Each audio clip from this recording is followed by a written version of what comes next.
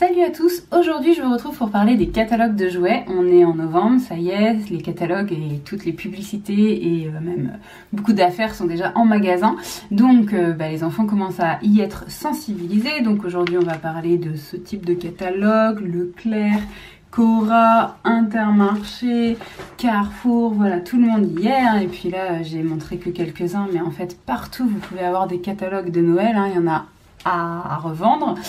Donc pourquoi j'aborde le sujet aujourd'hui? Il y avait déjà une précédente vidéo qui avait très légèrement survolé le fait qu'il fallait s'en méfier de ces catalogues parce qu'ils étaient très sexistes. Je vous avais fait une vidéo sur le sexisme, je vous remets le petit i ici parce qu'elle était vraiment suffisamment détaillée et là je vais pas en reparler aujourd'hui, mais vous pouvez quand même avoir l'œil sur certaines pages de catalogue et vous dire avec un petit regard critique que c'est vrai que la petite fille qui joue à la marchande habillée tout en rose et le petit garçon qui joue aux petites voitures habillé tout en bleu, c'est un petit peu cliché.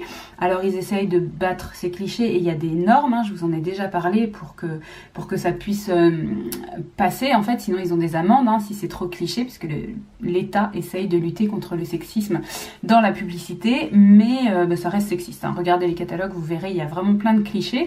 C'est pas le seul problème des catalogues. Aujourd'hui, j'avais envie de vous dire pourquoi les catalogues allaient devenir, si vous les mettez entre les mains de vos enfants, un réel problème dans le sens où le catalogue va donner à votre enfant des idées que l'enfant en fait n'avait pas forcément eues, déjà parce que bon, dans la réalité, les enfants là de notre culture en France, etc., de notre génération, ont déjà énormément d'affaires et n'ont pas forcément besoin d'en avoir beaucoup. Là aujourd'hui, on va pas parler de minimalisme, mais c'est quand même un tout petit peu l'idée, la surconsommation. C'est voilà, dès le début, dès le plus jeune âge, on essaye de leur insuffler l'idée qu'ils ont besoin de choses alors qu'en réalité, ils en ont déjà beaucoup qu'ils n'utilisent pas forcément intégralement comme ils le pourraient. Et au-delà de ça, on sait que les enfants sont capables de s'amuser des fois avec pas grand-chose.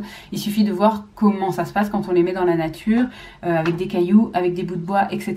Et si on regarde à l'ancien temps, je dis pas que c'était mieux à l'ancien temps, mais quand les enfants devaient fabriquer des jouets avec leurs parents, etc., en fait, ils s'en sortaient aussi. Donc, ce n'est pas une réelle nécessité que d'avoir à Noël, je ne sais pas combien de jouets qui vont ensuite juste encombrer les placards et pas forcément finalement faire l'usage qu'on en attend. Mais je suis comme vous, j'ai des enfants qui s'attendent à avoir des cadeaux et j'ai des grands-parents qui leur ont mis entre les mains des catalogues de Noël. J'avais juste envie de vous lister les choses pour que vous les ayez en conscience. Après, vous faites ce que vous voulez.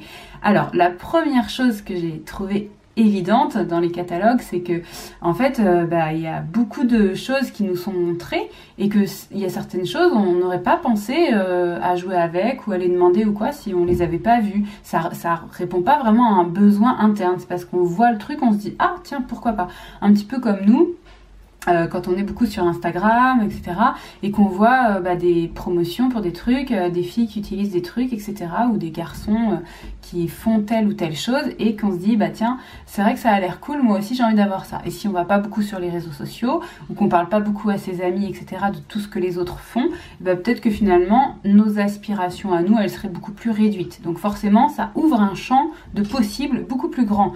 Le catalogue aussi rend l'objet beaucoup plus accessible. Donc deuxième point, il rend l'objet beaucoup plus accessible parce que là, l'enfant, il l'a devant les yeux, donc il peut facilement montrer à son parent exactement ce qu'il veut. Il n'est pas en train d'essayer d'expliquer ce que Bidule Chouette a chez lui qui ressemble à ça, etc. Non, il a vraiment l'objet. Là, il y a même en général sur la même page plusieurs choix d'objets et parfois il dit qu'il veut le combo de 2 ou 3. Et puis il y a les prix qui sont marqués, ce qui permet aux parents de se projeter, ou pour les plus grands enfants, ça permet aussi de définir si ça fait partie des moyens de leurs parents. Les plus grands enfants, passé 7 ans, ils ont une idée du budget peut-être qu'on va leur accorder.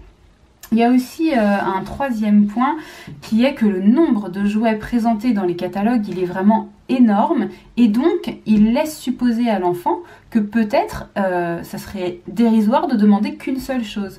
Si on montre à l'enfant un choix de 3-4 choses et qu'on dit voilà parmi ça qu'est-ce que tu veux, il y a des chances qu'il nous en sorte qu'un.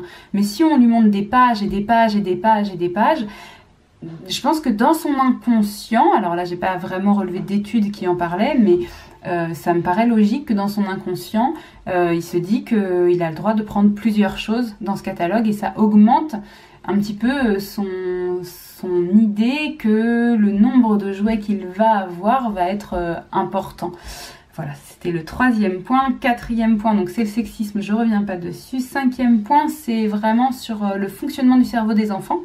Le cerveau des enfants, il est vraiment plus réactif que celui des adultes, il est plus ouvert aux stimuli parce que c'est pour favoriser leurs apprentissages. Ils ont une espèce de grande ouverture d'esprit, ils absorbent beaucoup mieux les choses et par ailleurs, ils sont vachement moins capables de différencier rêve, réalité, etc. Tout ça se mélange beaucoup plus facilement, il n'y a pas trop la notion du raisonnable, quoi.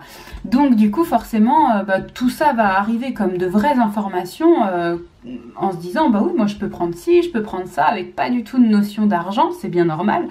Mais du coup on va se retrouver avec des enfants qui en fait seront dans quelque chose de complètement irréaliste parce que ce qui leur aura été présenté dans les catalogues ne sera pas du tout quelque chose adapté à la régulation de leur consommation. Le but, c'est au contraire de les mettre dans quelque chose de surconsommable.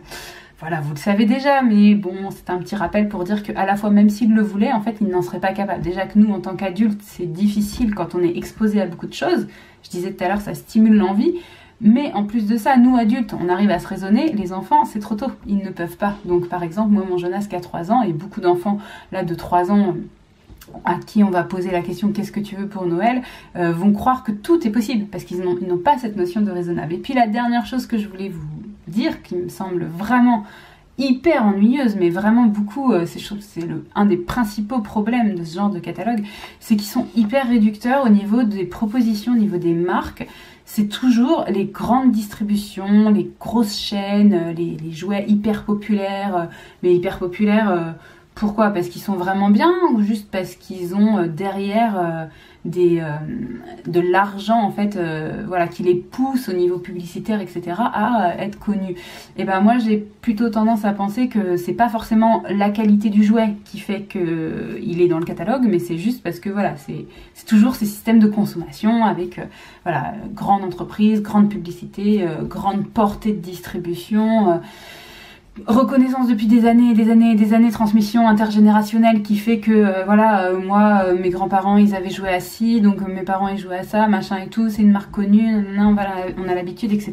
Mais où sont les petits entrepreneurs? Où sont toutes les petites créations artisanales qui pourraient des fois être beaucoup plus qualitatives et beaucoup plus précieuses? Et bien en tout cas elles ne sont pas dans les catalogues, donc c'est à vous de les chercher. Et d'ailleurs j'avais envie juste en dessous de cette vidéo que chacun d'entre vous, voilà, si vous regardez cette vidéo et que vous vous dites ah bah oui ça me fait penser à tel site que je connais qui est vraiment hyper bien, et bien mettez juste en dessous, moi en barre d'infos je vais vous mettre au moins une chose, voilà, un endroit où j'aime bien aller zioter pour trouver des petites choses un petit peu différentes et enfin voilà, un petit peu plus intéressantes je trouve. Mais n'hésitez pas à mettre les vôtres parce que ça permettra justement un petit peu d'ouvrir l'angle de vue de tout le monde pour éviter de rester bloqué dans ces propositions de catalogue qui sont assez réductrices finalement. Voilà, j'espère que tout ça vous parle. Si vous avez quelque chose à ajouter, donc ça se passe juste en dessous. Et puis quant à moi, je vous retrouve très très vite dans une prochaine vidéo.